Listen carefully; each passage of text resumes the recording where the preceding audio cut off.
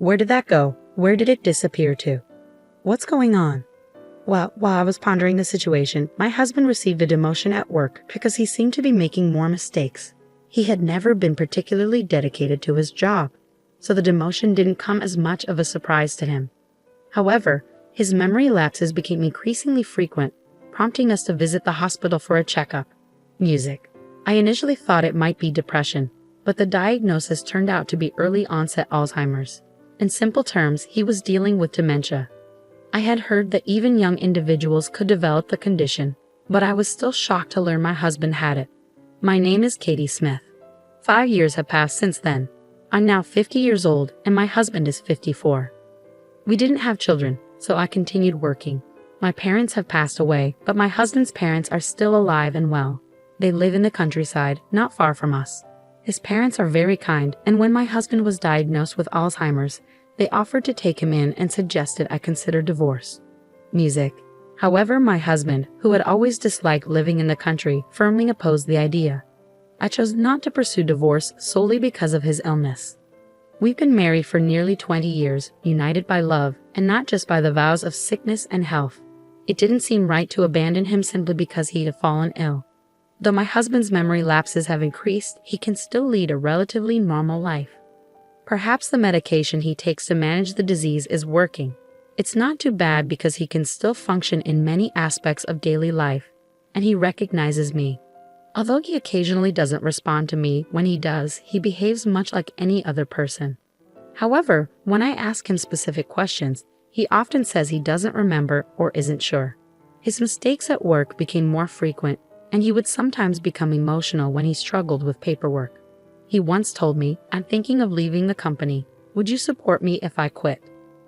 Unable to refuse my worried husband, I supported his decision, and he eventually left the company. He now spends most of his time at home, but he doesn't exhibit any problematic behavior while he's there. Sometimes he leaves things out or makes a mess in the kitchen. But since he isn't causing harm to others, it's within an acceptable range of behavior.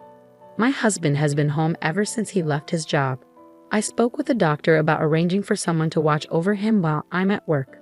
The doctor reassured me that he still has the ability to recognize danger, so there's no immediate need for extra care. He mentioned that we would revisit the situation as the disease progresses. For now, the doctor advised me to remind my husband to lock the door when he goes out and to avoid going out alone. I was somewhat worried about whether he would be okay with these instructions, but he repeatedly insisted that he was fine being on his own and sometimes grew frustrated when I pressed the matter.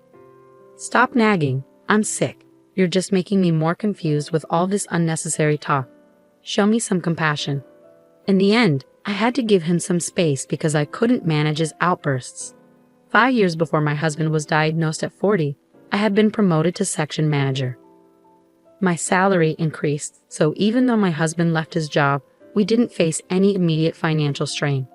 Since we don't have children, we had managed to save a good amount over the years, providing us with a safety net when needed. Our savings remain untouched, and I'm grateful to still be working. I hope life will continue to be as normal as possible. However, there's one issue that's been troubling me lately. Items around the house often go missing. The missing items include my beloved designer bags, recently purchased shoes and clothes, and other costly possessions. I had saved up to treat myself to these items as rewards. I've searched everywhere, thinking I might have misplaced them, but I can't seem to find them. When I asked my husband about it, he could only say, "I don't know." I inquired further, "Did you remember taking them anywhere?"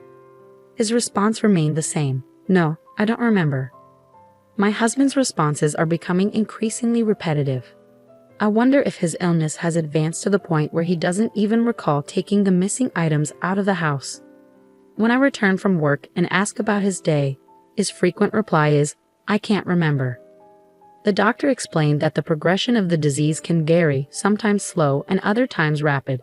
Yet I couldn't shake the worry that it might be accelerating. If this were the case, leaving him alone while I'm at work would become a concern. The thought of him wandering off alone is unsettling. I wouldn't be able to manage his care on my own if he were to stray. My anxiety about my husband's well-being led me to install surveillance cameras in the house without informing him. What if he starts wandering and causing trouble for others? I'd be devastated if that were to occur. If such a situation arose, I'd have to confront it head-on. A week later, while my husband slept, I nervously reviewed the footage captured by the camera. What I witnessed was beyond anything I had anticipated, leaving me utterly astonished. Unbeknownst to me, my husband was bringing another woman into our home. For the past 5 years, I hadn't been able to engage in meaningful conversation with him. His responses to my questions were always vague, yet in the video he conversed with ease, free of any barriers. It was difficult to reconcile this with his dementia diagnosis. Furthermore, I was taken aback when I recognized the woman accompanying him. She was none other than the doctor who had diagnosed my husband with dementia. The very hospital where we had sought medical advice was affiliated with his former workplace. Was this some kind of twisted joke between my husband and the female doctor? Or could the dementia diagnosis be entirely fabricated? Are you sure she hasn't discovered the truth? Not in the slightest. Dementia is a handy excuse. I don't have to work, and I can easily claim I don't remember when it suits me. What a terrible man you are. Your wife is out working while you stay at home and bring your mistress here. You were the one who suggested it. When I told you I was tired of my job and wanted to leave, you said it was a good idea. I didn't think it would work so smoothly. The woman crossed her legs, laughing with my husband as they spoke. She's so full of herself.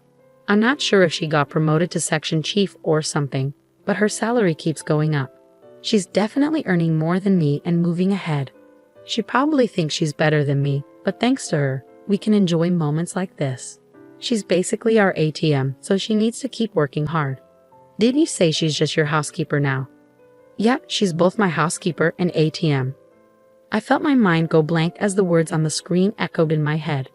Oh, and Hannah, don't take too many things out of the house because my wife has noticed items missing.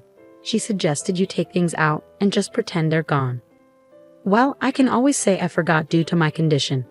Exactly. This illness is the perfect cover. Now I can coast through life without having to work anymore. So that's the reality of it. What have I been doing all this time, silently supporting him? For 5 years, I poured my energy into working tirelessly and managing the household, unaware of the truth. I felt foolish, like all my strength had been sapped from my body. Suddenly, uncontrollable laughter erupted from within me. I wondered if I was losing my mind. That's how overwhelmed I was, anger, sadness, frustration, and despair all mingling together. And the despair didn't stop there. When I checked my bank account, I found it drained to zero. Every penny I'd saved since our marriage had vanished. I felt utterly adrift. It felt like the world had ended. As the morning light seeped in, I found myself numb. My husband greeted the day with a carefree expression, and seeing him stirred a rage within my hollowed soul. Where's breakfast? I wanted to grab him by the collar and unleash every ounce of fury, but I managed to hold myself back.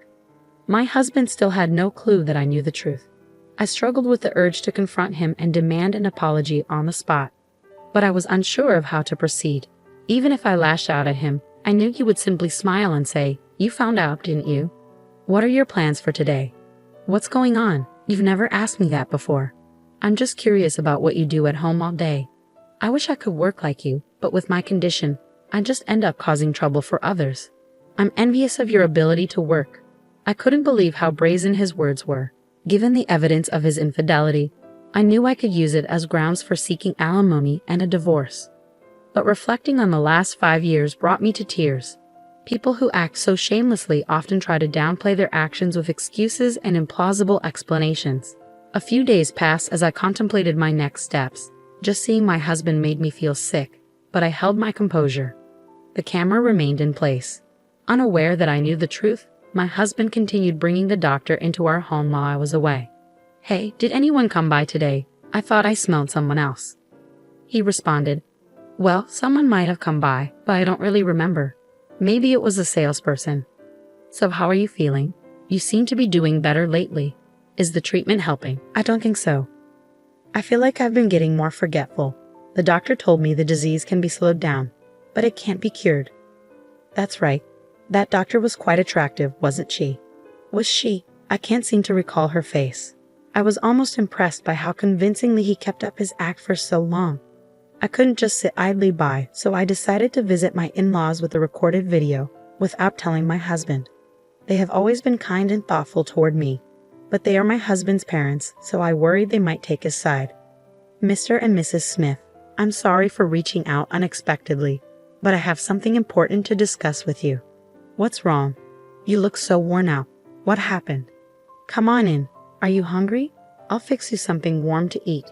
My mother-in-law's words almost brought me to tears. It was a relief to realize I had nothing to worry about. When my in-laws saw the video of my husband's affair with the female doctor, they immediately knelt down and apologized. Our foolish son. I'm so sorry, Katie. I truly apologize. Rather than blaming me, they cried and held my hands, causing me to cry as well. It felt as though all the tension I'd been holding onto melted away in that moment. While my anger at my husband remained, I was deeply moved to know I had their support. Something else that made me happy was a surprise offer for a promotion to a department head position. It was gratifying to know my hard work was being recognized. I felt reassured that I had a place where my efforts were valued. Hey, Katie, are you listening to me? Huh? Oh, sorry, I got lost in my thoughts for a moment. I had been contemplating how to best punish my husband and had gotten caught up in my thoughts. It's not funny if you both end up with dementia. His words sparked an idea in my mind. Would you take care of me if I did end up with dementia? Forget it. I've got enough on my plate without taking care of you too. My husband looked at me in shock at my response. Since then, I've been trying to echo more of his previous words each day to make the scenario seem more convincing. Hey, what was I doing just now? I've been making so many mistakes at work lately. I seem to be forgetting things. I forgot how to use the washing machine and how to cook rice. My husband grew increasingly anxious. You're still working, but I'm grateful you're here. One day, I came home from work to find my husband gone. He left behind completed divorce papers and a note. I don't want to burden you any further, so I've decided to divorce you. Please don't try to find me, Ken. I knew he left because he believed I might have dementia. Moreover, I knew exactly where he had gone. My husband had rented an apartment to continue his relationship with the female doctor, as revealed in the hidden video. He told her, I'm getting a divorce. I can't be bothered taking care of her if she ends up with dementia. I've moved my savings to another account so I won't need to worry about my finances for a while, he said, laughing. He also provided her with his new apartment's location. I learned where she lived from their conversation, so I headed to her neighborhood. The female doctor was married and lived in a suburban home with her family. I immediately filed the divorce papers and sent an invoice for alimony and property division to my husband's newly rented apartment. Naturally, I also sent the female doctor a bill for alimony via certified mail. It seemed my husband received it, as he called me right away. What on earth is this, alimony? Yes, it's for your infidelity. What? Oh right, I sent it to that lady doctor as well. I imagine her husband has learned about it by now, and they must be facing difficulties.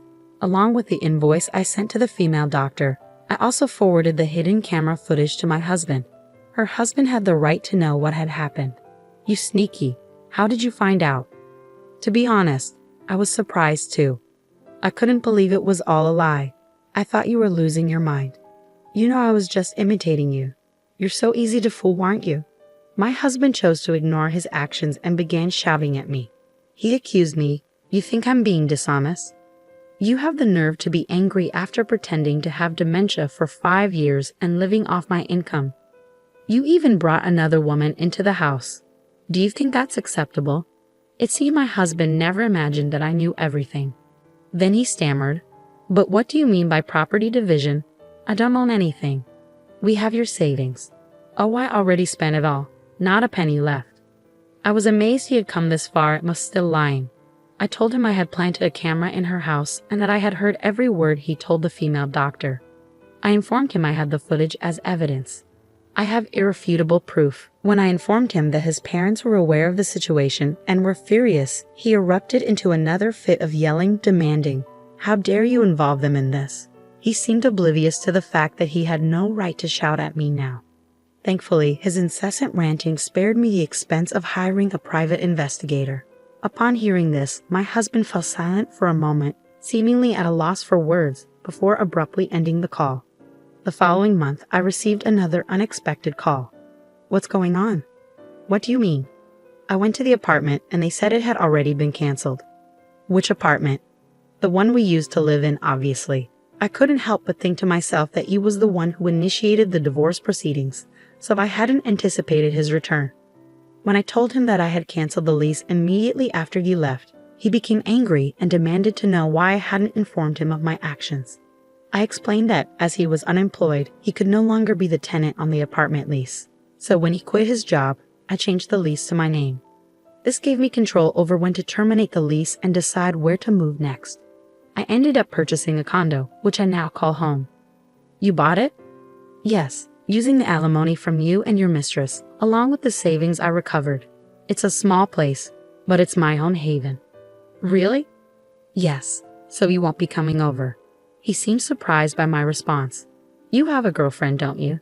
I already broke up with her. Her husband found out she was cheating and divorced her. She's been blamed at work for making a diagnostic error and is being sued by a patient.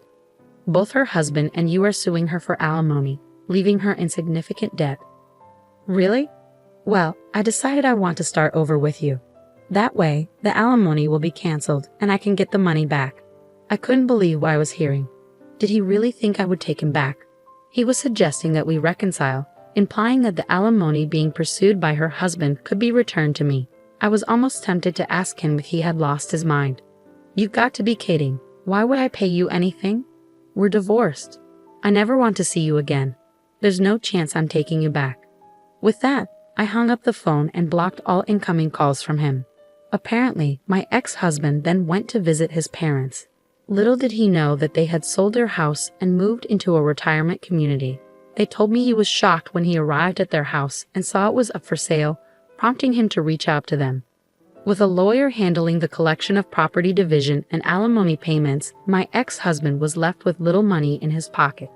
Unable to secure a new job and unable to pay his rent, he was evicted from his apartment and had nowhere to go. He must have turned to his parents for help. Anticipating this, they had moved out, knowing that if he returned, they might struggle to remove him again. They told me they would have felt sorry for me if he had tried to move back in with them. I heard he now works as a live-in employee at a factory, but he's too lazy to work much, resulting in daily scoldings and even beatings from younger employees. He has reached out to his parents several times for assistance, but they have consistently refused him. Months have passed since the divorce, and I continue to stay in touch with his parents. They remain concerned for my well-being and have become like my own parents. I plan to maintain a close relationship with them, and if they ever need assistance, I'll be there for them. I've recently been promoted to department manager and my salary has gone up. I'm committed to working hard and am thoroughly enjoying my peaceful life on my own.